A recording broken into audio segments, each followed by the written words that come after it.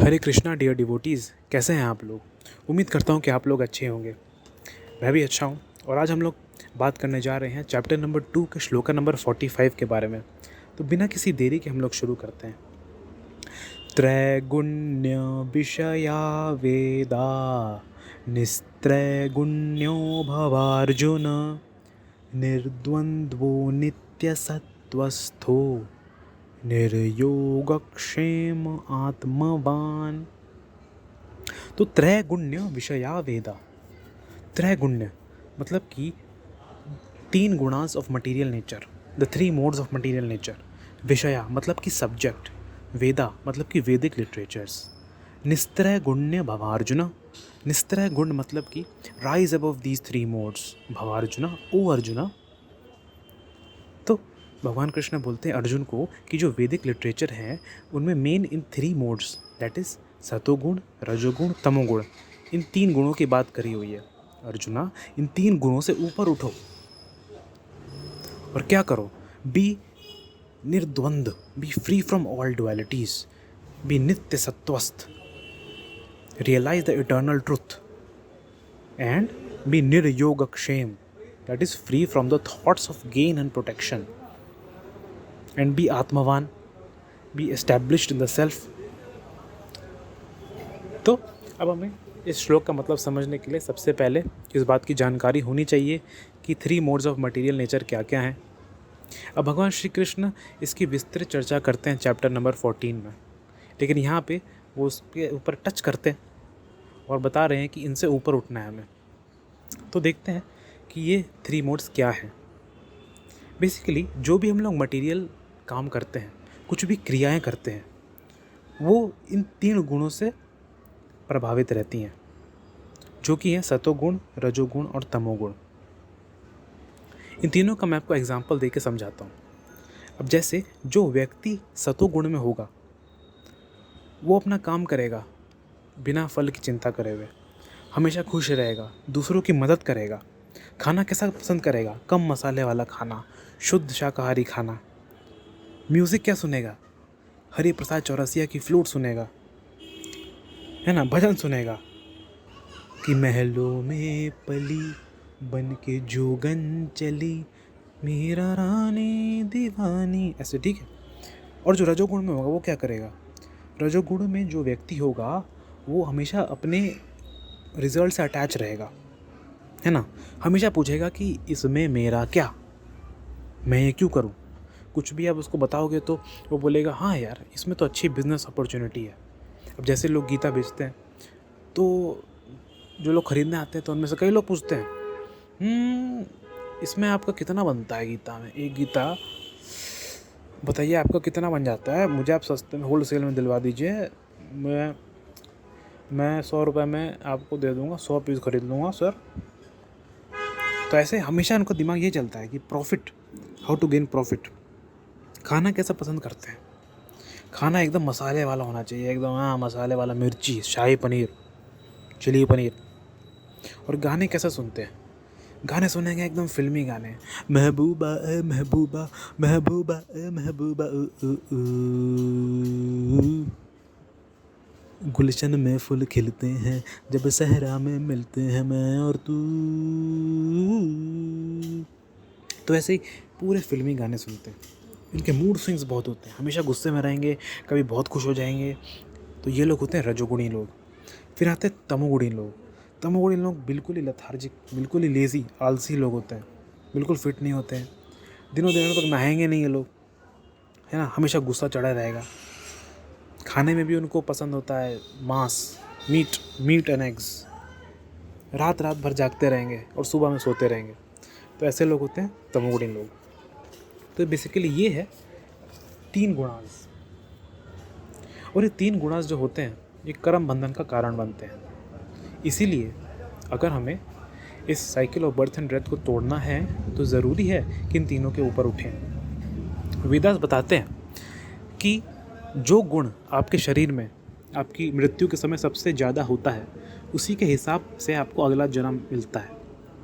तो अगर आपकी बॉडी में सत्व अगर ज़्यादा हुआ तो आपको अगले जन्म में एक ब्राह्मण का परिवार मिलेगा या फिर हो सकता है कि कोई बहुत अमीर परिवार में आपका जन्म हो जाए।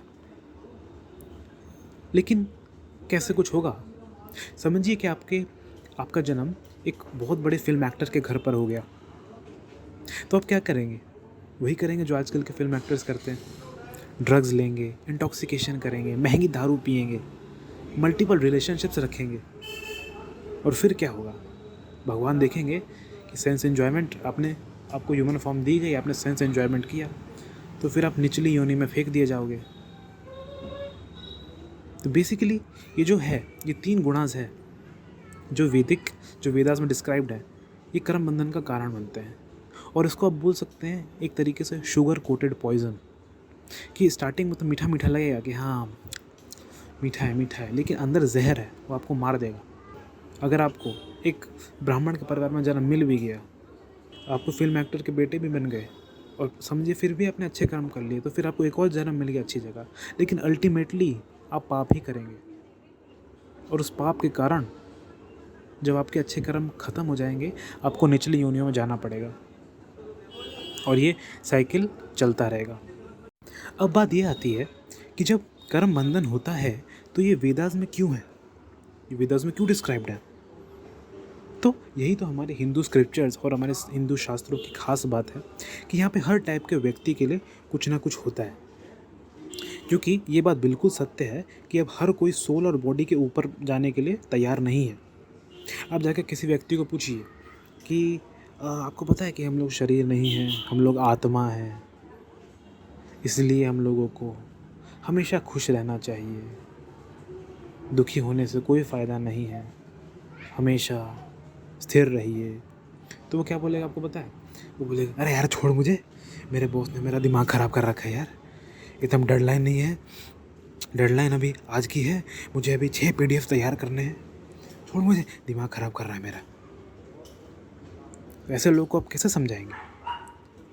तो वेदास ये ट्रिक अपनाते हैं कि जो लोग अभी बहुत लो लेवल पर हैं, उनके लिए वो कर्मकांडिक रिचुअल्स बताते हैं कि आप ये करिए तो आपको ये मिलेगा, है ना। आप एक हवन करा लीजिए, आपके घर में धन की कभी कमी नहीं होगी। इस टाइप के रिचुअल्स दिए गए हैं वेदास में। तो इनसे क्या होता है कि जब एक व्यक्ति इन रिचुअल्स को फॉलो करता है तो धीरे धीरे धीरे उसका जो दिमाग है वो उठने लगता है, एलिवेट होने लगता है, उसकी कॉन्शियसनेस भी एलिवेट होने लगती है, जिस कारण वो समझने लगता है कि इन कर्मकांडिक रिचुअल से जो मुझे हैप्पीनेस मिल रही है वो टेम्पररी है। कुछ करोगे तो कुछ मिलेगा, कुछ करोगे तो कुछ मिलेगा, मुझे कुछ ऐसा चाहिए जो परमानेंट हो। तो तब वो जाता है उपनिषदों की तरफ, जहाँ पे ये ज्ञान बताया गया है कि हम लोग शरीर नहीं, हम लोग आत्मा है। और जो हम लोग अभी पढ़ रहे हैं भगवद गीता, वो भी एक उपनिषद ही है, गीतोपनिषद, जो कि एसेंस है सारे स्क्रिप्चर्स का, जो कि बताता है हम लोग को the highest goal of life, that is to break the cycle of birth and death and to attain liberation. तो अब बात आती है कि इन 3 गुणों के ऊपर कैसे उठा जाए, क्योंकि जब तक हम इस बॉडी में हैं ये 3 गुण हमें हमेशा इन्फ्लुएंस करते ही रहेंगे। कभी तमो हमें सताएगा, तो कभी रजो, तो कभी सतो। तो इन 3 गुणों के ऊपर कैसे उठना है, तो हम लोग बिल्कुल शास्त्रों से ही इसका जवाब लेने जा रहे हैं। तो सबसे पहले भगवद गीता के 14th चैप्टर के 26th श्लोका में भगवान बता रहे हैं कि माम च यो व्यभिचारेण भक्ति योगेण सेवते सगुणान समितत्वैतान ब्रह्म भूयाय कल्पते। एकदम क्लियर भगवान बता रहे हैं कि जो व्यक्ति विशुद्ध भक्ति का पालन करता है और मेरी सेवा करता है वो इन 3 गुणों से ऊपर उठ जाता है। एकदम क्लियर है। एक और हम लोग एग्जांपल लेते हैं श्रीमद् भागवतम के 10th कैंटो के 88th चैप्टर के 5th श्लोका से। तो श्लोका में बताया गया है कि भगवान श्री कृष्ण जो हैं वो इन 3 गुणों से ऊपर हैं, और जो उनकी भक्ति करता है वो भी इन 3 गुणों से ऊपर उठ जाता है। तम भजन निर्गुणो भवत्। तो एक और एग्जाम्पल हम लेने जा रहे हैं श्रीमद् भागवतम के 11th कैंटो के 25th चैप्टर के 27th श्लोका से, जिसमें भगवान बता रहे हैं कि श्रद्धा मत सेवायाम तू निर्गुणा। बेसिकली इसमें भगवान श्री कृष्ण बताते हैं कि आध्यात्मिक जीवन की दिशा में की गई श्रद्धा सत्वगुण में आती है। कर्मकांड की तरफ की हुई श्रद्धा, यानी कि मैं कुछ करूं तो मुझे मिले, ये राजसिक में आती है। और अधार्मिक कार्यों में की गई श्रद्धा ये तामसिक में आती है। लेकिन मेरी भक्ति में श्रद्धा इन तीनों गुणों से परे है, इन तीनों गुणों से ऊपर है, ये दिव्य है। तो भगवान श्री कृष्ण एकदम सटीक उत्तर दे रहे हैं कि उनकी भक्ति ही एकमात्र उपाय है इन तीन गुणों से ऊपर उठने का। आगे श्री कृष्ण क्या बता रहे हैं कि बी निर्द्वंद एंड निर्योगक्षेम, be free from all dualities, सुख दुख लाभ हानि, इन सब से ऊपर उठो। तो कैसे उठना है, ये तो हमने पिछले श्लोकों में भी चर्चा करी है। भगवान श्री कृष्ण इसका जवाब बताते हैं चैप्टर नंबर 2 के श्लोक नंबर 14 में कि मात्रा स्पर्शास्तु कौन्तेय शीतोष्ण सुख दुखदा आगममापायनो नित्य तां तितिक्षस्व Bharata. We have to just tolerate, चाहे सुख आए या दुख आए, हमें बस टॉलरेट करना है। ताम तितिक्षस्व। आगे भगवान बोल रहे हैं कि बी नित्य सत्वस्थ। नित्य सत्य का मतलब होता है इटर्नल ट्रूथ। तो इटर्नल ट्रूथ क्या है? इटर्नल ट्रूथ यही है कि we are not the body but we are the spirit soul. हम लोग शरीर नहीं हैं, हम लोग आत्मा हैं। तो इसका ज्ञान होना बहुत ज़रूरी है। और भगवान कह रहे हैं बी आत्मवान। तो आत्मवान का एक और मतलब होता है that is possessors of the soul, है ना, आत्मा को ओन करने वाले, आत्मा के ओनर्स। तो भगवान श्री कृष्ण का कहना है कि आत्मवान बनो। अब यहाँ पे हम लोग देखेंगे कि जो लोग भगवत गीता पढ़ते हैं उनमें से 99% लोग ऐसे होते हैं जिनको ये तो पढ़ लेते हैं कि हाँ मैं आत्मा, मैं बॉडी नहीं हूँ, मैं एक आत्मा हूँ, लेकिन उसका पालन नहीं कभी कर पाते। भगवत गीता पढ़ ली, लेकिन फिर अगर नंबर कमा गए तो बस रोने लगेंगे, इंक्लूडिंग मी।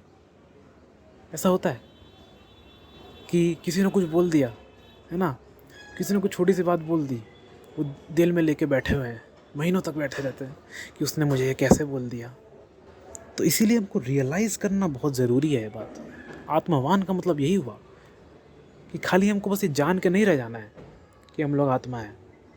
हम लोग को रियलाइज़ करना है और उस नॉलेज को रियल लाइफ में उतारना है। ये सबसे ज़्यादा ज़रूरी है और इसको करने में बहुत टाइम लगता है, बिलीव मी। इसको करने में अच्छे अच्छे लोगों को बहुत टाइम लग जाता है, सालों लग जाते हैं। There is one more reason इस श्लोका का यहाँ पर होने का। हमने चैप्टर 1 में पढ़ा कि अर्जुना ने कई रीजंस दिए फाइट ना करने के, जिसमें पहला था कि उसको दया आने लगी थी, ही was overcomed by compassion. Second था कि he was scared of sinful reactions, उसको डर था कि पाप ना हो जाए। तीसरा था कि अगर मैंने अपने ही रिलेटिव्स को मार दिया तो मैं सेलिब्रेट किसके साथ करूँगा। और चौथा था कि अगर मैं अपने रिलेटिव्स को मार दूंगा तो फैमिली ट्रेडिशंस जो है वो नष्ट हो जाएंगे, जो कुल धर्म है वो नष्ट हो जाएगा। तो भगवान श्री कृष्ण इसी चौथी आर्गुमेंट का काट दे रहे हैं इधर कि अर्जुन, जो तुम्हारे फैमिली ट्रेडिशंस हैं वो बेस्ड है वैदिक लिटरेचर पे, जो 3 गुणों पे आधारित है। इन 3 गुणों के ऊपर उठो। इन फैमिली ट्रेडिशंस को फॉलो करने की ज़रूरत नहीं है अगर तुम इन 3 गुणों के ऊपर उठ जाओगे।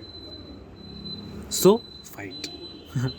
श्री कृष्ण ये ना कहते हुए भी हर श्लोक में यही कहना चाह रहे हैं कि सो फाइट। हरे कृष्णा।